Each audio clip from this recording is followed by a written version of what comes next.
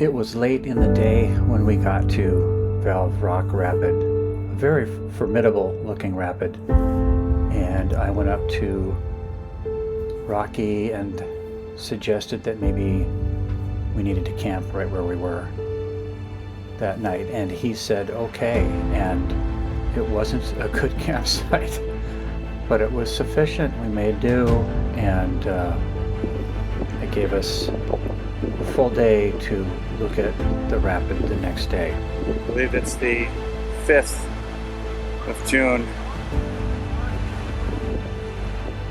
and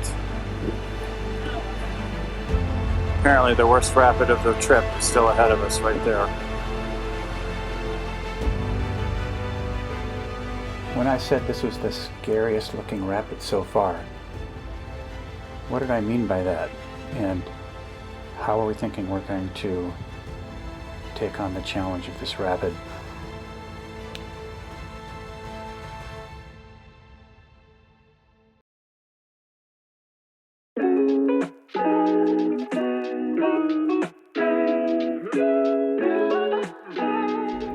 What makes this such a formidable looking rapid?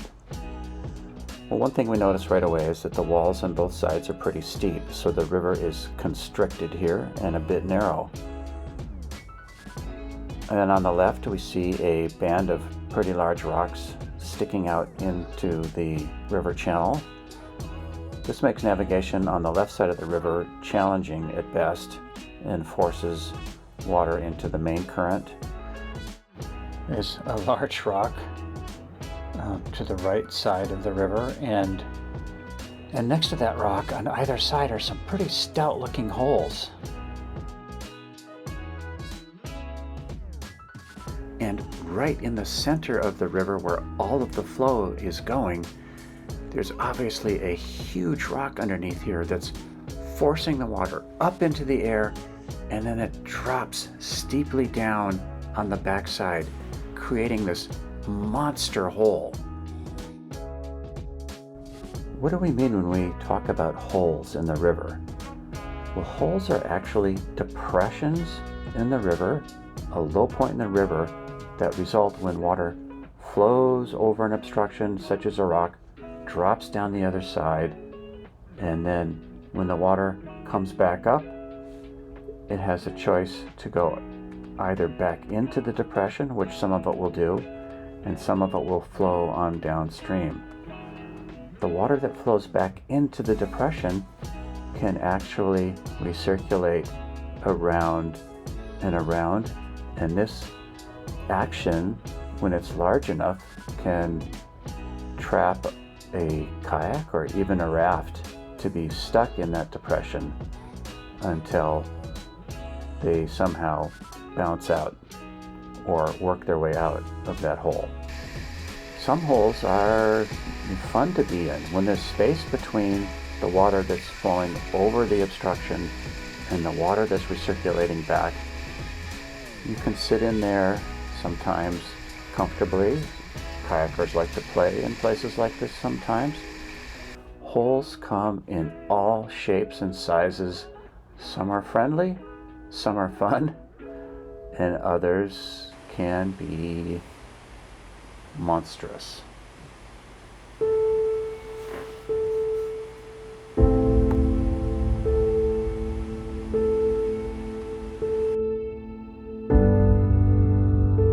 What makes pour-over holes so scary is that there's no gap between the water that's dropping over the obstruction and the water that's coming back upriver. And if you're caught in that water that's coming back up, you will be constantly being carried directly into the water that's pouring over the rock, and it's difficult to stay upright. When the pour-over is large enough, it can be seriously damaging to equipment and life-threatening. You can see here this gigantic pour-over hole that we encountered in 1986 that drops 15 feet down, and then the water that's being sucked back upriver comes from a long ways, And if our 4-boat raft rig had dropped into that, I'm not sure there would have been any survivors.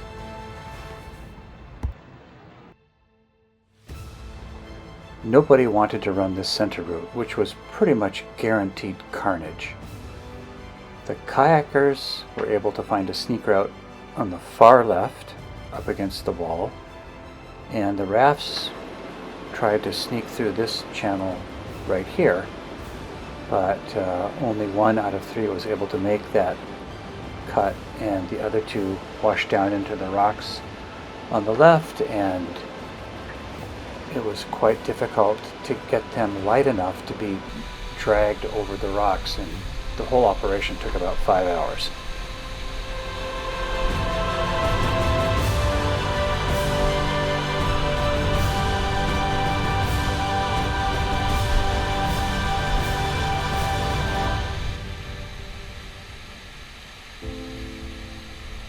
Rocky would run a raft down, hike back up, run the next raft down, hike back up, and run the last raft. Rocky's a badass.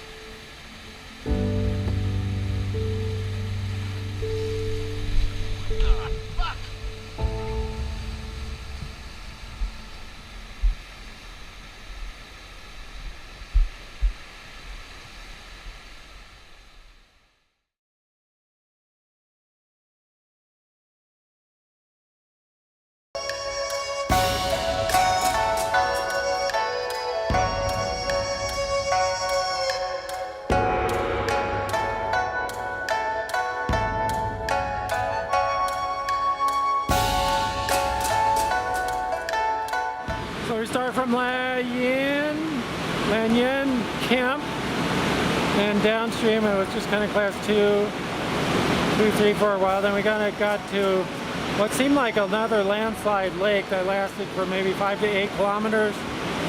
The Liba Rapid was completely covered, inundated. When we got to Geguo,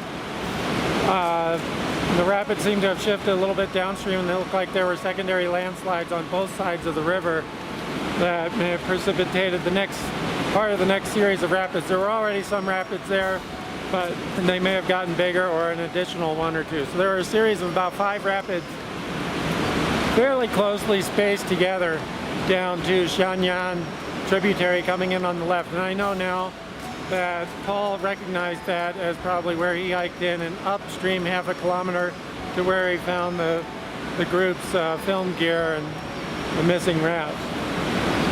Well, that was the abortion camp section. Most of the rapids that you see on the satellite imagery are still where they are down to this point. This is maybe the last one, or the second to last one, Suolche. I think we went to Shake Suo just upstream, and now Suolche. It's a pretty big one, needs to scout. Got a huge crashing wave on the right, and there's a hull on the left side. You can go right or left of the hull, and then it's fairly clean with a bunch of smaller crashing waves that go through on the left side.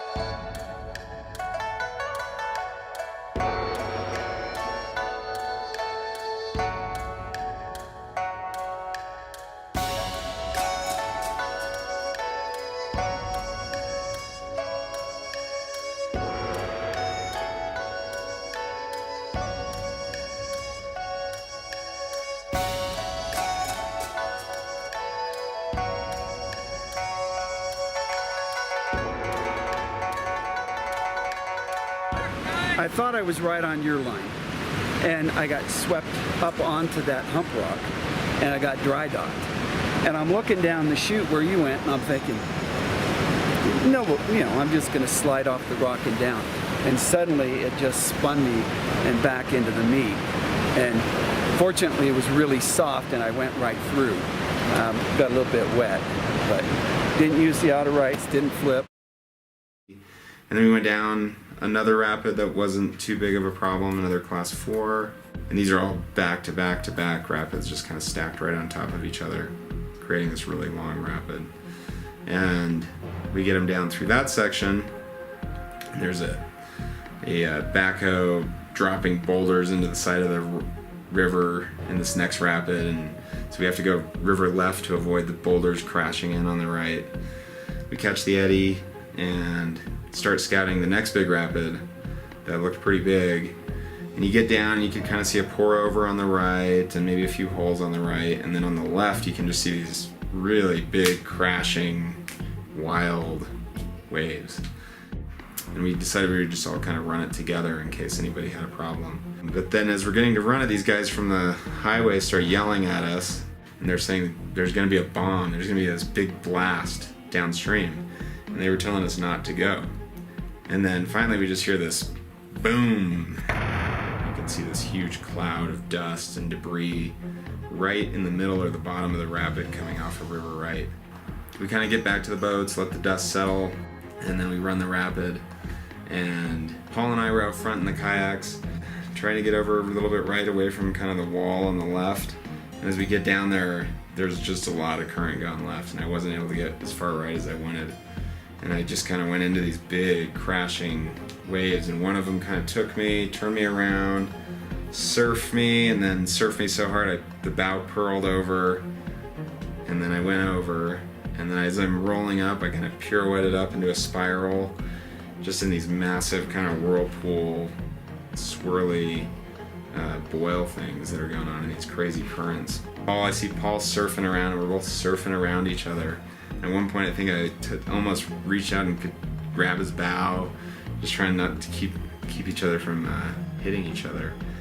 And we were so busy with that, we weren't able to turn around and see Rocky get kind of sucked into one of the eddies on the left, right next to the wall. And he got in one of those eddies for a good 4 minutes. You know, everybody else was already around the wall, and we were starting to try to figure out how to get back up there to see what was going on. But we were all cliffed out on that side, and he was swirling around, and finally he popped out the other side about 4 or 5 minutes later. And that was kind of the end of the rapids, and it was also just about dark, and we went down a little further, and there was another class 4 around the corner and another big class 3 or something, but they seemed insignificant after what we had went through. Finally we just found a beach on the left and called it a night.